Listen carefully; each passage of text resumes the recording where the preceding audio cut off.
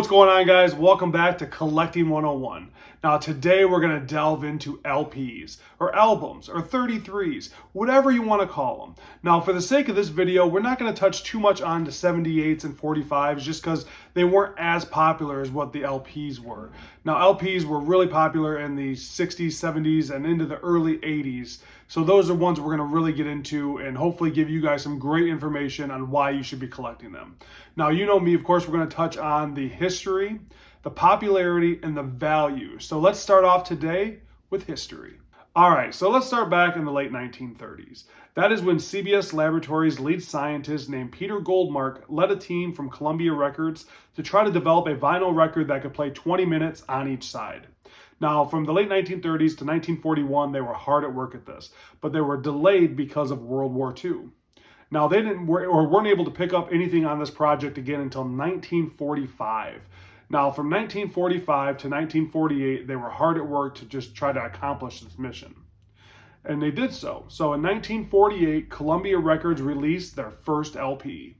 Now, the first LPs to hit the market were Mendelssohn's Concerto in E minor by Nathan Milstein, The Voice of Frank Sinatra, and Nursery Songs by Gene Kelly.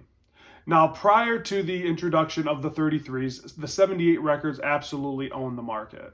Now, even 4 years after its introduction, 78 still accounted for over half of the sales of vinyl records, with 45s coming in at over 30%, and LPs were only at 17% of the sales 4 years into or after their introduction. Now, a decade after being released, by 1958, LPs were taking over the market. They accounted for over 58% of the vinyl sales, with 45s, which are pretty much just single track records, we all know that, accounting for 35%, and 78s were all the way down to 2%. Now, due to this, 78s were ceased to being produced by 1959. They were absolutely just taken out of the market by the LPs. Now that 78s were out of the picture, that really ushered in the album era, which started in the late 1950s. Now, artists started taking advantage of the longer running times on these records to create more concept albums. Now, from the 1960s and 70s, that is when LPs were absolutely dominating the market. You got such amazing albums like Johnny Cash at Folsom Prison, the Rolling Stones' Let It Bleed, Beatles' Revolver. I mean, there were so many great albums that came out during that time. It was really a great time for music. Now, LPs began to decline in the late 1970s as more digital products came out, like your cassettes, and then down the line, the compact discs. Now, people have many great arguments, which we're going to address a little bit in the popularity section, about the differences between the LPs, cassettes, and CDs, the sounds, and many other things that make LPs such an amazing, superior product today. Now, with that decline happening and CDs and cassettes obviously taking over, pretty much LPs went to the wayside until about the early 2010s. That's when a resurgence of LPs came about. Now, by 2010, there was a huge uptick in purchases from, I think it started at 2.8 million sold in 2012, 15.6 million sold in 2017, and 27 million were sold just last year in LPs. I mean, they're starting to make a comeback, and I guarantee it's a lot of it because of the superior sound you're going to get from an LP, which again, we touch a little bit on in the popularity section of this video. So, I mean, not a crazy amount of history with the LPs, but a lot of fun to look back on from where it started in the 1940s. And again, if we were going to talk about vinyl records, guys, we could have went all the way back into the early 1900s, late 1800s, because that's a lot of the times when the 78s were very popular, and your Victrolas and all that stuff. I mean, you could go way back with those, but I didn't really want to touch too base on those because a lot of times those are not worth a lot. So I kind of wanted to keep it to just LPs because I know a lot about those with the popularity it is nowadays and the value that is. So like I said, trust me, we can go into 45s and 78s if you guys want to another day. Throw it in the comment section if you want me to get into it. But that's why we want to stay focused on the 33s because that's where the money's at right now. So yeah, that's our history on the LPs. Let's hop into the popularity. All right, so let's delve into the popularity of LPs. Now, the first question I'm going to answer is why. Why are LPs so popular? Now, I think the real simple answer to this is the analog sound.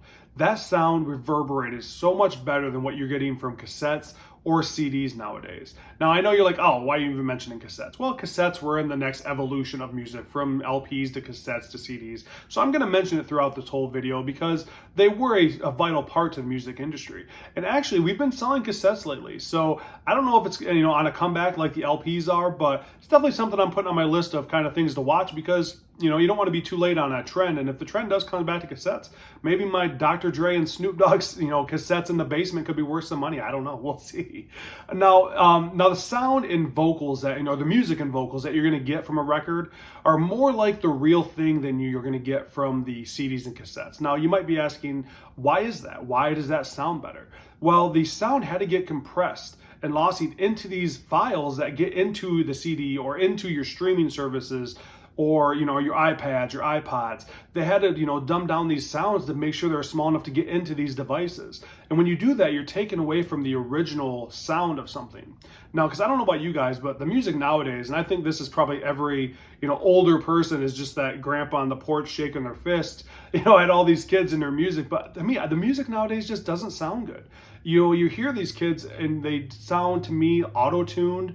They're not original. They're not authentic. I don't know. To me, it just is a thing where I don't like the music nowadays.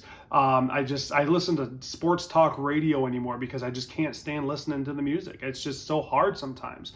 You guys have recommendations out there? There's some of that older music that's, has that sound today. I'd love to hear it because the music I hear nowadays seems to be so digitally remastered that it's not the original real stuff that you used to get in the 60s and 70s and 80s. And I think that's why that music then was so much better. And I think that's why it's so revered nowadays. People are always going back to it, So yeah, that's kind of my little, soapbox on music because I just, the music nowadays is rough. It's really rough. I guess that's why I'm into antiques. Antiques music, antique everything else. So, all right, so let's jump into who it's popular with. Now, you might be thinking, oh, God, I already know who it's popular with. You'd be very surprised on who LPs are popular with nowadays. Now, you'd be millennials, 35 years and younger. They're accounting for over 70% of the LP sales right now. And I can, attest to this 100%.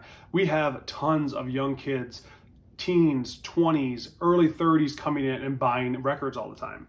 Now, they're coming in and buying not just the new stuff. They're buying Kiss, Leonard Skinner, Johnny Cash. They're buying everything. They're buying all the old stuff, and I think it's because of that sound. I'm going to go back to it nonstop. That sound that you get from records is so hard to beat that I think that's why a lot of times they go back to that sound because it's that superior to what you get nowadays.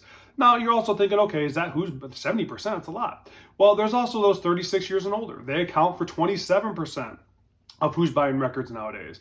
Now, this is pretty easy to answer to. Why is that? Most of the time, they're recollecting their collection they had when they were kids. Why do you think I have so many video games downstairs? It's because it's all stuff I had when I was a kid that I wanted back. So that's what you do, and that's usually what you do when you get older. You remember stuff that from your childhood, and you go out and try to claim it, and that's what people are out doing, and that's what I do. So, so when it comes to records, it's no different. Everybody's out there doing the same thing, trying to re-get their, their collection. So yeah. And then next time we're going to talk about popular genres. What genres should you be out there looking for? Which ones are bringing in more money? So we're going to start it off with classic rock. You got your Pink Floyd, The Wall album. Very popular. The Beatles, White Album, supremely popular, and we'll definitely talk about that in the value section of this video. You got Led Zeppelin 4, you got The Who, Who's Next. Those are just some of the few classic rock albums that you should definitely be out there looking for, and just popular ones that, are great to listen to. And there ain't no better collection to have when you can actually have it and use it. Not just a display piece, you can listen to it, and it's something that is really, convenient to have with your collection. The next up is going to be 80s music. Your Michael Jackson Thriller album, Prince, Purple Rain, Run DMC, they had so many great albums, and especially into the late 80s, that's when it gets a little more rare stuff of what you guys can get out there and get, and that's super collectible and very popular to look for. The last one we're going to talk about is country. There's a lot of country records out there. Now, the fact that there's so many country records out there, not all have value, but man, there are some really good ones out there. And I think we talked a little bit about Johnny Cash at Folsom Prison, Willie Nelson, Shotgun Willie, George Jones, I Am What I Am. Now, these are just classic albums that I highly recommend you get in your collection because, when you have those ones and you hear the sound and the music, that's real country music. I don't know, again, soapbox. I don't know what the country music is nowadays, but it surely isn't what I remember country music as. This is more like country poppy. God, can't stand it. Can't stand it, guys. Give me the old country. I mean, that's the best. That's the best stuff. So yeah, guys, that's kind of the popularity of LPs. I mean, they go a little bit everywhere. I mean, it's all about preference. What do you like? What kind of music are you looking for? I mean, if you like those hair bands, there's a bunch of those out there. If you like just the classical, there's a ton of classical out there. They have comedy records, Bill Cosby, there's, George Carlin. There's a ton of stuff out there you can always go get. I mean, that's the best thing is whatever you want to collect is, whatever you want to collect. But if you're talking about those popular ones you're looking for that can hold value, these are just a few examples. All right, guys, let's hop into the value of your LPs. All right, so let's now get into the value of the LP. Now, first off, you know me, it always starts with condition. You want the LP to be complete with the cover, the inner liner, as well as obviously the album. You want very little to any kind of imperfections or scratches on the album because they want to be played flawlessly. Anybody that's going to be wanting an album in their collection wants no issues. They want to be able to put it on the record player and listen to it all the way through with no issues. Now, for the album cover, you want no water damage or discoloration. So you got to make sure people are storing them right. Obviously, the album, we want no warping. So you don't want the albums to look like that because obviously they're not going to play right when you put them on the old record player. Now, to maintain the top value, you want to make sure you're storing your records vertically, just like this, or you see in the picture. You do not want to stack your albums. That's going to cause some issues with your albums. Now also too, again, not super important, but obviously most houses are temperature controlled, but keep it temperature controlled, keep it away from the sun because the sun will discolor the album covers. And again, something that most collectors do not want is something, where there's issues with the cover or the album or whatnot. So make sure you definitely keep that in mind. Now, with the recent boom of these 33s, LPs, albums, whatever you want to call them, most of the time, just regular common albums are going to sell for $1 for some of the real common classicals, albums or instrumentals, stuff like that. Those are going to sell for $1 or less sometimes. But then you get into some of the better ones, the more common country, common rock. You're going to get $3 to $6, $7 a piece for those. They do sell. You're going to find a collector for each one of them because everybody has their own taste in music, which really helps in this market of collecting and reselling and whatnot. Now, when you get into the more, better known bands, more popular bands, you're going to get anywhere from like $10 to $30 per album. And again, everything goes back to condition. In prime condition, you're looking at, on the higher end of that. On lesser condition, you're looking on the lower end of that. So keep that in mind too. Now, when you're going to get into the rarer ones, now let's talk about what you should look for when you're out there trying to get an LP. You're trying to determine its value is something you should definitely be looking for. So I'm going to go step by step with you on what you definitely should be looking for to identify the value. First off, age of the record. When was the record made? The artist, pretty self-explanatory. Is it rare? Now, you're probably wondering, how do I know if it's rare or not rare? It's going to take a lot of looking up. Is it going to be a limited edition? Foreign edition, because some editions, you're going to find like a Johnny Cash record from Japan. I mean, I'm not saying that's going to be a legit thing, but it's one of those kind of things, or where it's released in a different country, obviously. Now, is it sealed? That's a big thing. Obviously, sealed, never open records, very hard to come by, but if you do, definitely loads of value because the record is usually untouched. The album cover is protected, the liner is protected, so you're getting a flawless record most of the time. So is it sealed? If it's sealed, you definitely got a gem on your hands. Now the small labels or major labels. Now what I'm saying by that is record labels. So was it like an Elvis record from a small label? There's maybe only thousands released compared to when Elvis was on a major label when there was hundreds of thousands of albums released. So obviously the smaller label are going to be worth more money. So again, anything you get into, it's going to take research. And this is just one of those things as well. There's so many different versions of records that you could get. You want to make sure that you have the exact one, what you're looking for, but pretty much you have the information you need to know what you have. There you go. That's kind of what I want to say. Now, when you look for those limited edition or foreign edition, there's also promotional issues that people gave out. People have also got autographed albums. I mean, there's so many things out there that you can collect and add to your collection. Or if you want to just collect limited edition ones, or if you want to just collect the foreign versions or the smaller labels. I have a gentleman that collects the small labeled records that just came from those small record labels. So, I mean, there's a lot of options you have out there, but those are definitely just some of the few questions you want to ask yourself to help you determine, what is the value of your record.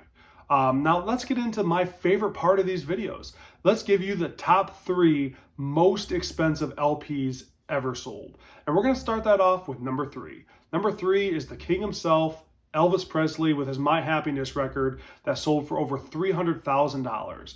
Now this record had some of the first recordings Elvis ever released. So obviously that's why the album is so popular. Now, number 2 on the list is the Beatles' White Album. Now, you're probably thinking, oh my God, I have the White Album. Now, this last one sold for $790,000. Now, let me explain why it sold for that much. I've also had the Beatles' White Album, but each of the albums had a serial number on the album. Now, the lower the number, the higher the value. Of course, mine wasn't a low number, and I think I ended up selling it for like 40 to 60 bucks, which was an amazing get. I had no complaints about, but that's definitely the reason. This one, I believe, was number 1.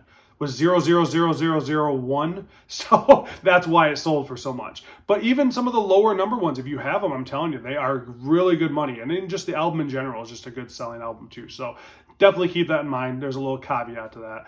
Now, the number 1 is an amazing story. Number 1 is the Wu-Tang Clan, Once Upon a Time in Shaolin. Now, you're probably thinking, that's no way. There's no way. It sold for $2 million. Now, there was only one made. That's it, just one.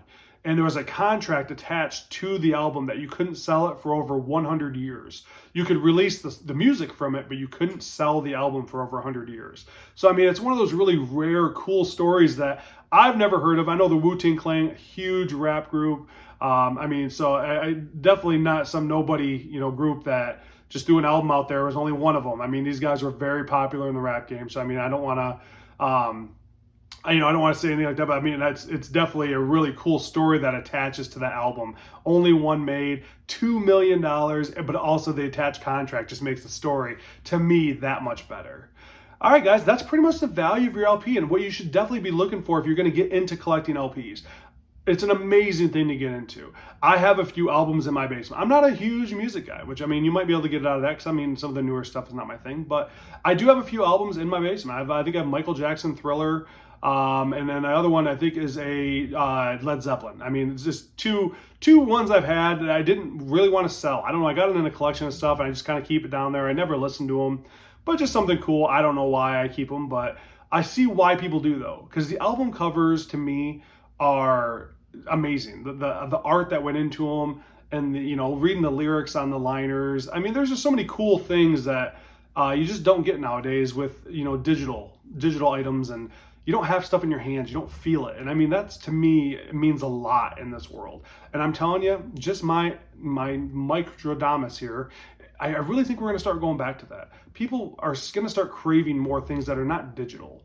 But that's just maybe my opinion. Maybe I'm too deep into antiques to have that. But to me, I always think the feel of things. When I buy video games, that's the same thing I feel. You could buy them digitally, but why? I need to have them in my hands. I need to feel them. And that's, to me, means a lot. And I think records are the same way. People enjoy that. And the sound you get from them, I mean, to me, this was a great subject matter for this video. The LPs, to me, are such a cool thing to get into. And people that are out collecting them, I can't wait to hear your stories in the comment section, because LPs to me are really cool. Definitely have some cool stories attached through concerts and music and artists and whatnot. So yeah, guys, that's it, man. I'm so glad to be back. I'm pretty much going to start calling this season 2. This is episode 1 of season 2 of Collecting 101. I'm so excited to be back. We have so many more videos coming out for the Collecting 101 videos. So I hope you guys are ready to learn a lot more about collecting, and I'm ready to, interact with you guys in the comment section below as well. So next week's video, I think we're going to go into a little bit of a controversial subject matter. We're going to talk about Black Americana, or I think it's Black culture back in the early 1900s. You guys know Black Americanas. If you don't, take a look. And I know it's a very hard to talk about subject, because it's it's racist. It's quite you know, there's some inappropriate things out there, but to me, I think it's a great thing I want to talk about, and I can't wait to, you know, interact with you guys on that subject matter as well, because there's a lot of really unique things out there that do celebrate Black culture as well, and I think it's something that we should all definitely look into. And, you know, like I always say before, I think history teaches us a lot of things, and this is just one of those things as well about, you know, stuff to not do when you're making advertising for certain things. So yes, next week we're gonna delve into Black Americana. It's gonna be a little controversial episode, but I hope we can have a great conversation with it and have a lot of fun with it, because it's gonna be a really good one to watch. So and then of course in the comment section below, I want to hear more ideas for Collecting 101. What do you guys want to see this season? Because I'm taking all the ideas I can get. I got a bunch of them, but I want more. I mean, the more we get, the more videos we get out for this, the more education we give to everybody, and the more we all learn together and help each other out. So it's going to be really exciting. So guys, thank you all so much for watching. If you want to like this video, comment below your ideas for next week, or ideas for this season's episodes of Collecting 101, as well as your history with LPs. Let's hear those great stories, because I know they're out there. And then if you get some time and you like the content, smash that subscribe button. I mean, we got tons of videos. This is just the beginning. So many great videos coming out, and I can't wait to, you know, go into 2022 with you guys, because this is going to be a lot of fun. So thank you guys all so much for watching. And you know, when we talk about collecting, it's all about your memories over money. See you guys later.